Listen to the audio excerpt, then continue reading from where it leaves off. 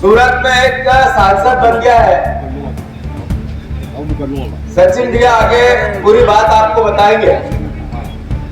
सचिन भैया का रिश्ता मंदसौर से वैसा ही है जैसा स्वर्गीय राजेश पायलट जी का रिश्ता था। वो भी आए थे, उनके भी कई भगत मिलते हैं, बार बार बड़े बुजुर्ग लोग मुझसे बातें करते हैं। पर जो राजेश पायलट जी का, मैं तो छोटा था पर सुनते थे कि राजनीतिक दलों से ऊपर लोग उनका सम्मान करते हैं। सही है कि गलत? सही है। तो जैसा उनका व्यक्तित्व है वैसा ही सचिन भैया का है। कोई भी पार्टी के नेता हो तो हमें कहते हैं यार देखो सचिन, जीतू भैया मेरे को भी कई कहते हैं यार तुम्हारी कार्यशैली अच्छी है, बहादुर हो, लड़ते रहते, पर सचिन पायलट जैसे बनो। तो मेरे को भी होता है कि यार तब चश्मा तो लगा नहीं सकता हूँ मैं, बाकी तो सब। तो सचिन भैया के लिए जोरदार तालियों से स्वागत करो।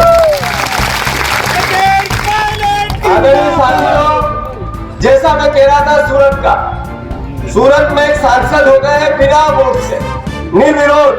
जैसा हम सरपंच चुनते हैं, सेटिंग हो जाती है, बातचीत हो जाती है, तो निर्विरोध भी हो जाता है।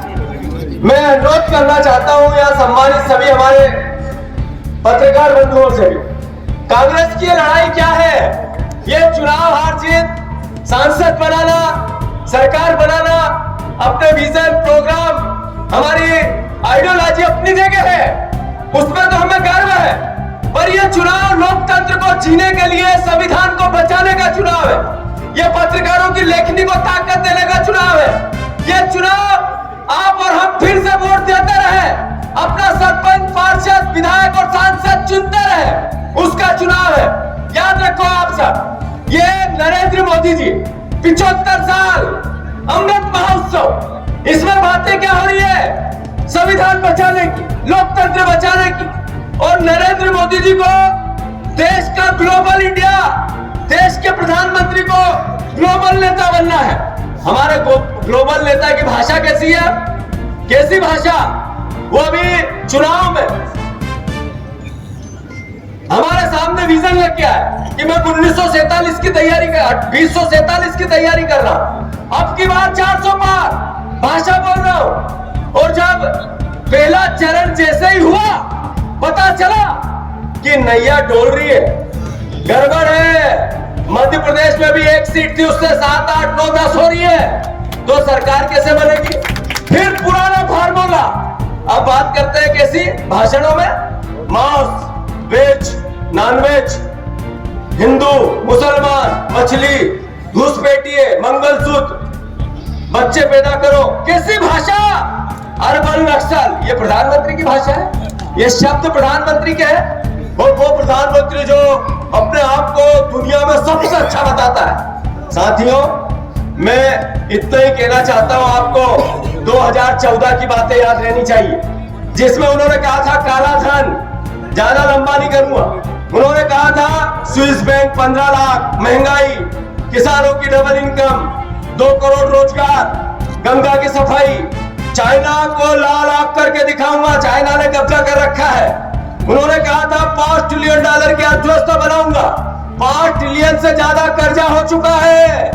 उन्होंने कहा था डॉलर के मुकाबले रुपए की कीमत बढ़ाऊंगा, 85 हो गया 58 से। याद रखो, लोगों ने उन पर भरोसा किया, कोविड में अपने परिजनों को खोया, फिर भी ताली बजाते रहे, थाली बजाते रहे, लाइट जलाते रहे। सही है कि गलत? इतना भरोसा किसी व्यक्ति पे देश करे और फिर वो नफरत की बात करे, ये शोभा देता है? ये भारतीय जनता पार्टी ने हमेशा कभी भी देश के संविधान को नहीं माना, देश के तिरंगे को नहीं माना। इन्होंने किसानों से भी 23 में लोग विधानसभा के चुनाव में कहा था, जब हम 3000 की डिमांड कर रहे थे, बार बार कह रहे थे किसान किसी पार्टी का नहीं होता, ये भगवान जैसा है, इसको कांग्रेस बीजेपी मत बांटो, इसके 3000 रुपया कुंटल किसानों के गेहूं करो। याद है आप लोगों को? अरे याद है या नहीं है? तब मुख्यमंत्री मेरी मजाक उड़ाते थे, बीजेपी के लोग मेरी मजाक उड़ाते थे, मेरे पे हंसते थे, पर उनको पता था जीतू पटवारी नहीं बोल रहा है, एक किसान का बेटा बोल रहा है, किसान बोल रहा है। डरे 2700 किया, भाषण दिए, लोगों ने वोट दिए, कर दिए 2700, धान के 3100, बहनों को 3000, टोटल मोदी गारंटी है ना, छूट की गारंटी। घर घर बताओ, जवान लाओ, बोलो। नहीं बोलेंगे, बोलते के पेड़ बिकते हैं, पुरानी कहावत है। बीजेपी के पास कुछ नहीं है बोलने के लिए। नफरत फैलाएंगे, घृणा फैलाएंगे, उल्टी सीधी बातें करेंगे। अरे भावना इतनी थी, ऐसी परिस्थिति थी, तो आपको ये बताना था ना देश को कि इस परिस्थिति में भी, जैसा मोदी जी ने कहा था, मैंने 10 साल रात चला लिया, मैं देश को विश्व में नंबर 1 लेके आऊंगा। अरे मिजोरम में हमारी बहनों को नंगा करके दौड़ा रहे नए भारत में। नए भारत में ऐसा भारत बनाया आपने कानूनी भ्रष्टाचार बॉन्ड कभी किसी देश में नहीं हुआ। किसी कंपनी को ठेका दिया और उससे बीजेपी के खातों में पैसा लिया। किसी व्यक्ति पर ईडी की जांच हुई और उससे बीजेपी में पहले जमानत से पहले पैसे डलवाए। अरे मध्य प्रदेश में हमारे नेता जो कांग्रेस में थे, जिनका छोटा मोटा रेते का फेते का इसका उसका वेद अवैध काम था, थाने में चले, पुलिस आएगी, पार्टी में आएगा क्या? तो कई लोग चले गए हैं, याद है आप लोगों को? बीजेपी कहती है, संख्या बताती है। मैं उनको कहता हूं कि ऐसे 50, 60, 70 लोग विधानसभा के पहले हमारी पार्टी में आए थे। हमें 20-25 हजार रुपए के हार सचिन भैया मंगाने पड़ते थे। सामने स्टेज लगा लिया, जब आए हम सब 1 घंटा उसमें लगाए, उनको माला पहना है, दुपट्टा पहना है। रिजल्ट क्या है? हम हार गए, वो जीत गए। ये आने जाने वालों से कोई फर्क पड़ने वाला है नहीं।